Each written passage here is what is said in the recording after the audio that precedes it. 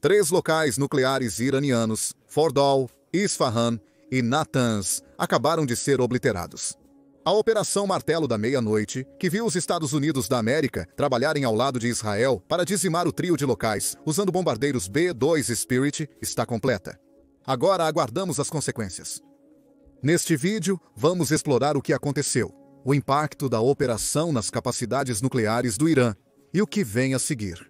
Começaremos com o básico. A Operação Midnight Hammer viu os Estados Unidos implantarem vários de seus bombardeiros furtivos B-2 Spirit em 3 instalações nucleares iranianas.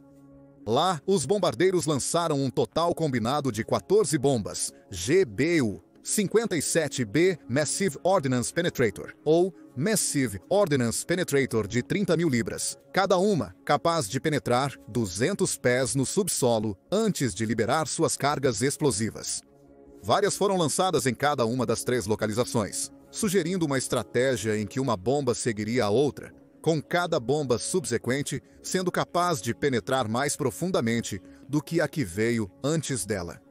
Não foram apenas os B-2 que estavam envolvidos. De acordo com o Warzone, ou TWZ, o secretário de Defesa dos Estados Unidos da América, Pete Hegseth, confirmou isso. Um total de 125 aeronaves estiveram envolvidas na Operação Martelo da Meia-Noite, a maioria das quais apoiou os B-2S enquanto eles completavam sua parte da operação.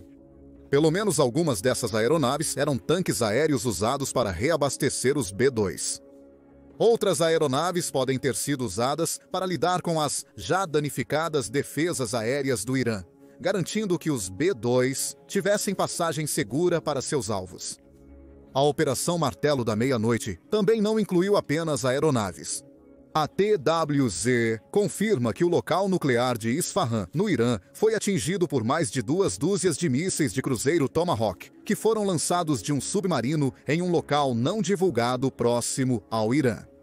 A Marinha dos Estados Unidos da América possui apenas 4 submarinos da classe Ohio, capazes de lançar tantos mísseis de cruzeiro Tomahawk de uma vez, sugerindo que um desses submarinos estava operando nas águas ao redor do Irã. O presidente do Estado-Maior Conjunto da Força Aérea dos Estados Unidos da América, General Dan Raising Kane, forneceu mais detalhes. De acordo com a TWZ, ele disse que a missão dos Estados Unidos da América foi projetada para degradar severamente a infraestrutura de armas nucleares do Irã, e foi planejada e executada em vários domínios e teatros com coordenação. Isso reflete nossa capacidade de projetar poder globalmente com velocidade e precisão, no tempo e lugar escolhidos por nossa nação, adicionou Kane. À meia-noite de sexta-feira para sábado, um grande pacote de ataque B-2, composto por bombardeiros, deixou os Estados Unidos da América. Parte desse pacote serviu como isca, indo para o oeste, na região do Pacífico, com o resto seguindo para o Irã.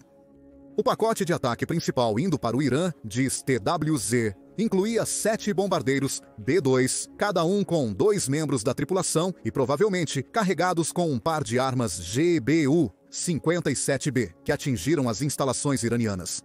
Essas aeronaves prosseguiram silenciosamente para o leste, com comunicações mínimas durante o voo de 18 horas até a área-alvo, confirmando que cada aeronave também completou vários reabastecimentos em voo, cada uma.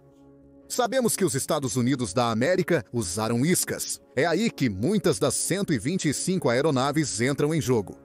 Os Estados Unidos da América empregaram várias táticas de engano, incluindo iscas como a 4ª e 5ª geração. As aeronaves avançaram à frente do pacote de ataque em alta altitude e alta velocidade, varrendo a frente do pacote para caças inimigos e ameaças de mísseis superfície e ar, Kane informou aos repórteres.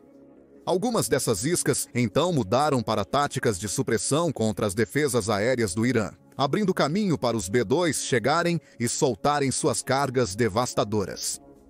Atualmente, não temos conhecimento de nenhum disparo contra o pacote de ataque dos Estados Unidos da América, confirmou Kane, mostrando-nos que uma combinação de planejamento inteligente dos Estados Unidos da América e as façanhas passadas de Israel durante a Operação Leão Ascendente tornaram as defesas aéreas mais vitais do Irã praticamente inúteis.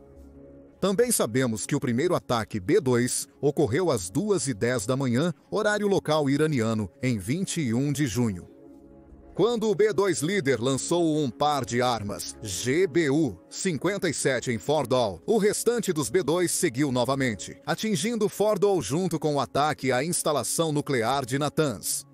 Neste ponto, parece que Isfahan foi atingida apenas pelos mísseis de cruzeiro Tomahawk mencionados anteriormente.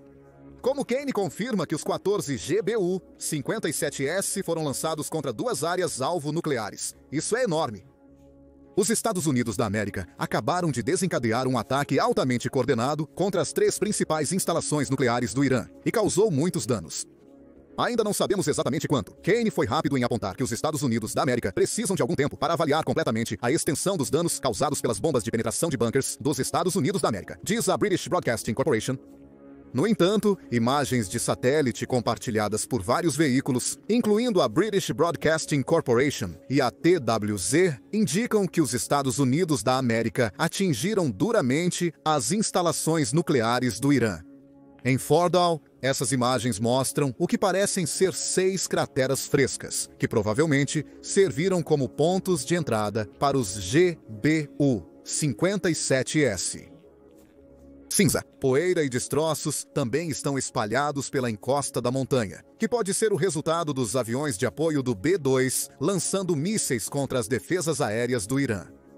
É isso que você deve esperar ver, Stu Ray, da Mackenzie Intelligence Services, diz a British Broadcasting Corporation. Você não verá um grande efeito de explosão no ponto de entrada, pois ele, referindo-se ao GBU-57, não é projetado para detonar na entrada, mas mais profundamente na instalação.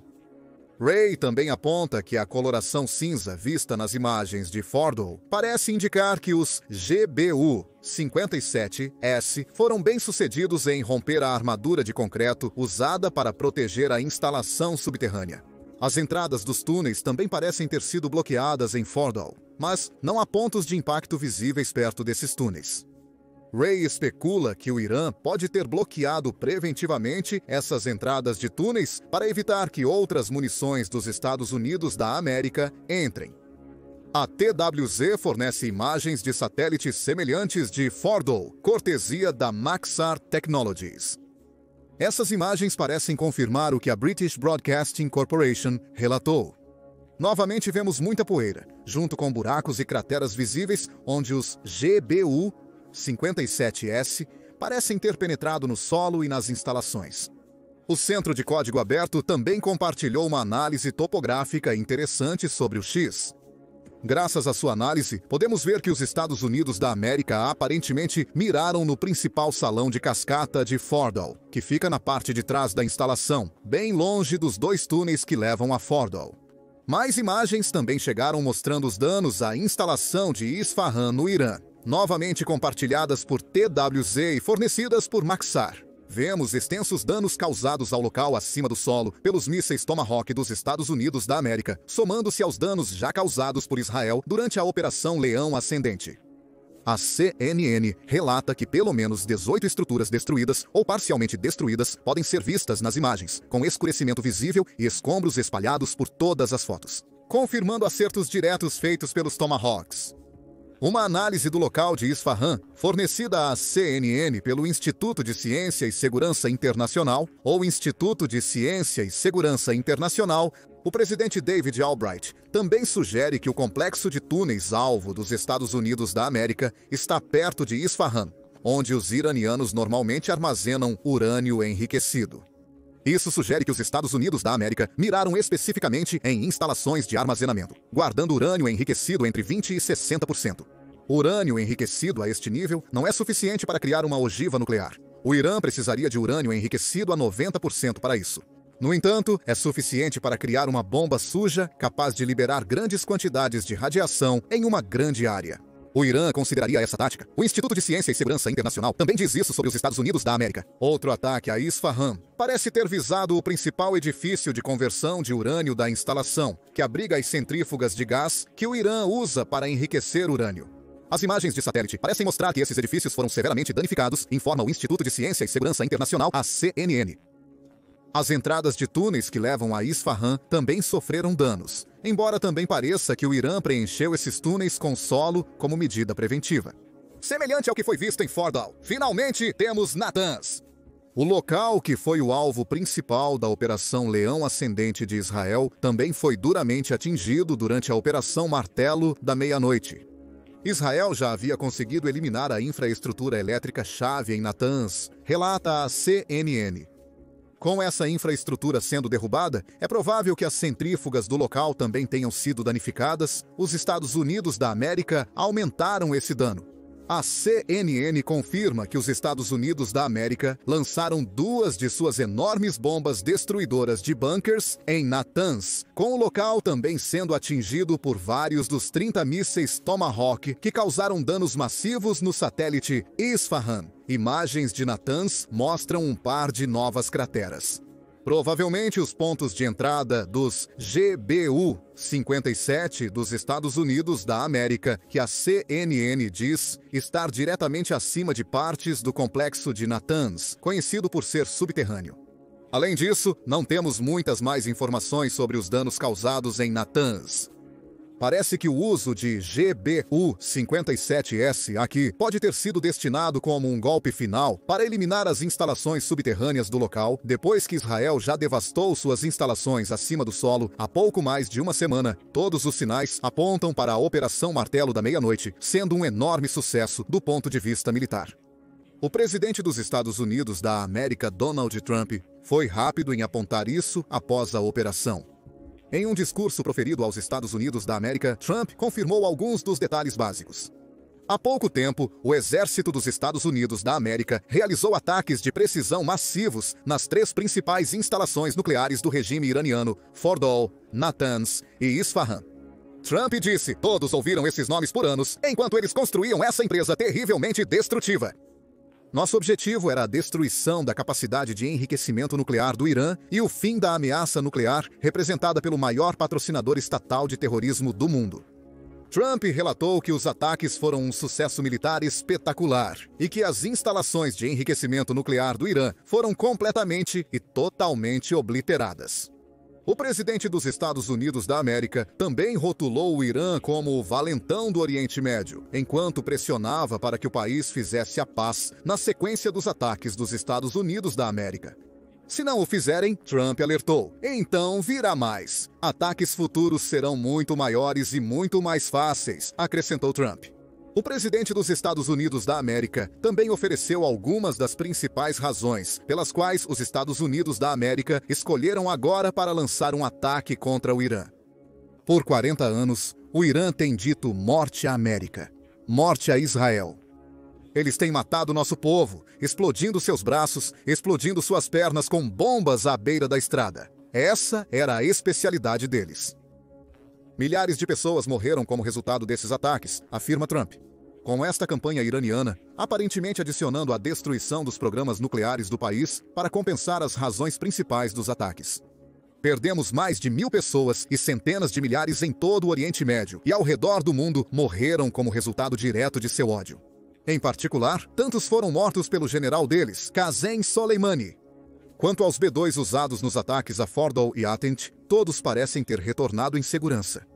Kane confirmou a enorme escala da operação, informando aos repórteres por TWZ que mais de 125 aeronaves dos Estados Unidos da América participaram desta missão, incluindo bombardeiros Stealth B-2, múltiplos voos de caças de 4ª e 5ª geração, dezenas e dezenas de tanques de reabastecimento aéreo, um submarino de mísseis guiados e uma gama completa de aeronaves de inteligência, vigilância e reconhecimento, bem como centenas de profissionais de manutenção e operacionais estavam todos envolvidos na Operação Meia-Noite. O bate-papo do Rádio Martelo, capturado por Spotter e Bill Bagley e compartilhado no canal do TWZ no YouTube, também confirma isso. Os B-2 implantados estavam voando sobre Nova Jersey, a caminho da base aérea de Whiteman, em Missouri.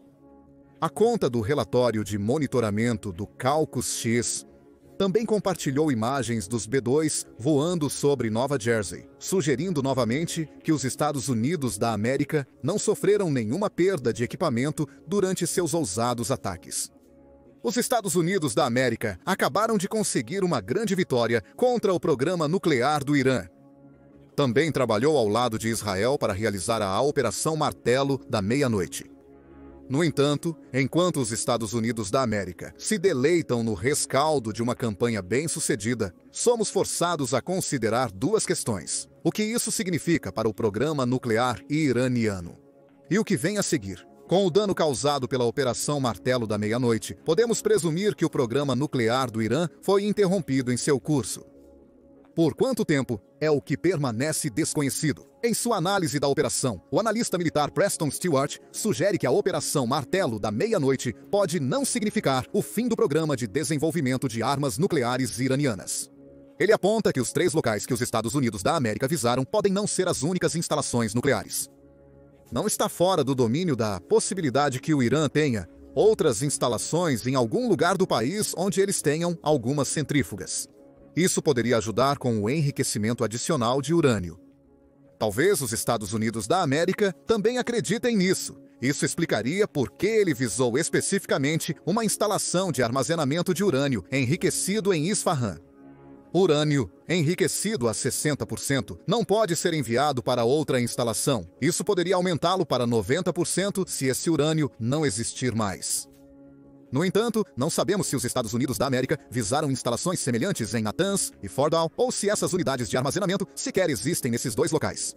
É possível que o Irã possa ter enviado parte do seu urânio para outros locais secretos, como sugere Stewart. E poderia estar trabalhando em um enriquecimento adicional, na criação de uma bomba suja enquanto falamos. Mais sobre isso mais tarde. Stewart também aponta que a destruição das instalações iranianas não significa necessariamente o fim das ambições nucleares do país. Então, destruir tudo que o Irã tem em mãos não significa que eles não possam construir novamente no futuro, não possam importar novamente de nações amigas no futuro.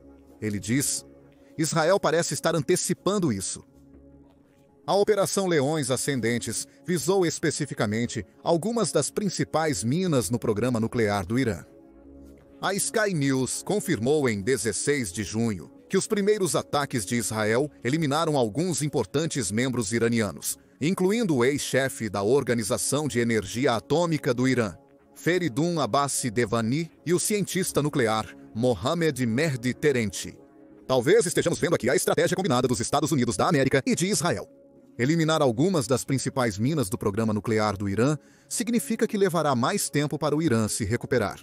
O Irã terá muitos mais cientistas que entendem como enriquecer urânio e construir bombas nucleares. Mas eliminar figuras-chave pode levar alguns desses cientistas a se recusarem a trabalhar no programa nuclear do Irã. De qualquer forma, com as figuras-chave eliminadas, os Estados Unidos da América, então, destroem as instalações que o Irã usa. Novamente, essas instalações poderiam ser reconstruídas, e como Stewart aponta, o Irã tem mais. Mas, por enquanto, parece que o programa nuclear do Irã foi interrompido em seu curso. Se isso significa que está terminado para sempre, ainda está para ser visto. Isso nos leva à segunda pergunta que fizemos: o que vem a seguir? A resposta do Irã tem sido confusa, para dizer o mínimo. Stewart aponta em sua análise que o Irã inicialmente tentou negar que a Operação Martelo da Meia-Noite sequer ocorreu, alegando que não houve explosões em seus locais nucleares. E tudo que os Estados Unidos da América alegaram era apenas um blefe. Nós sabemos que isso não é verdade. As imagens de satélite confirmam que Natanz, Fordow e Isfahan foram atingidos. O Irã eventualmente mudou sua retórica para fornecer confirmações oficiais de que esses locais foram realmente atingidos. Agora, o Irã mudou de negar para jurar vingança. O presidente do Irã, Massoud Pezeshkian, afirmou que os Estados Unidos da América devem receber uma resposta por sua agressão. O Irã também lançou uma nova série de mísseis contra Israel horas após a Operação Midnight Hammer, que, segundo a British Broadcasting Corporation, feriu pelo menos 86 pessoas em Tel Aviv e Haifa. Mas o que vem depois dessa retaliação inicial? O Irã ainda pode ter a opção de lançar uma bomba suja contra Israel, especialmente se a Operação Midnight Hammer não conseguiu eliminar todo o urânio. Ele foi enriquecido para 60%. Essas bombas não atingiriam o alvo com a força total gerada por uma arma nuclear completa. No entanto, eles poderiam espalhar radiação por uma região massiva, essencialmente envenenando grandes faixas da população de Israel. Também não podemos esquecer que o Irã tem cerca de 20 bases americanas estacionadas em países vizinhos para escolher quando se trata de um ataque direto de mísseis contra a América, aponta a British Broadcasting Corporation. O Irã também tem a opção de lançar o que a British Broadcasting Corporation chama de ataques em enxame de drones e barcos torpedeiros contra navios dos Estados Unidos da América que operam no Oriente Médio. Há também o Estreito de Hormuz a considerar. O Irã controla esse estreito, com a Forbes relatando, em 22 de junho, que o parlamento do país já aprovou uma medida pedindo o fechamento do Estreito de Hormuz. Do ponto de vista militar, o fechamento desse estreito não alcança muito. A Forbes também aponta que é o exército do Irã, não o seu parlamento, que finalmente escolherá se bloqueará o estreito. No entanto, o objetivo aqui seria criar pressão sobre o Ocidente. Todos os dias, cerca de 30% do petróleo comercializado no mundo, 20% do seu gás natural líquido e cerca de 1/3 dos embarques de petróleo liquefeito do mundo passam pelo Estreito de Hormuz. A Forbes diz que isso equivale a entre 30 e 33 milhões de barris de petróleo equivalente por dia, grande parte dos quais vai para países como os Estados Unidos da América, de nações incluindo Arábia Saudita, Kuwait, Catar e os Emirados Árabes Unidos. O mercado global de petróleo já é esperado para reagir a essa possibilidade, com os preços do petróleo provavelmente subindo após já terem aumentado 20% no último mês. Os Houthis também podem se tornar um fator novamente.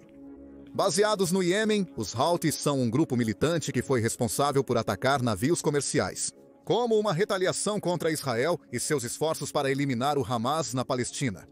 Esse grupo tem laços estreitos com o Irã, sendo frequentemente referido como um representante iraniano. O grupo de crise explica que as incursões Houthi de 2024 no Mar Vermelho afetaram cerca de 12% do comércio marítimo global, que passa pelo Canal de Suez. No espaço de um ano, os Houthis realizaram quase 500 incursões contra o transporte comercial, que causaram uma queda de cerca de 50% no tráfego através do Canal de Suez.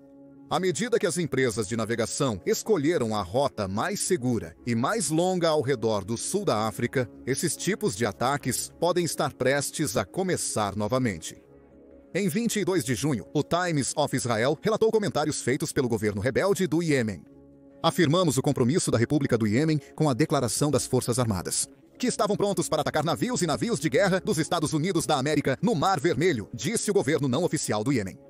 Note a menção específica aos navios dos Estados Unidos da América. Se os Houthis cumprirem, isso poderia trazer os Estados Unidos da América de volta ao Iêmen para realizar mais dos ataques aéreos, usado entre março e maio deste ano para dizimar a estrutura de comando dos Houthis. Ainda está para ser visto quão efetivos os ataques do grupo poderiam ser após o que aconteceu com ele no início do ano.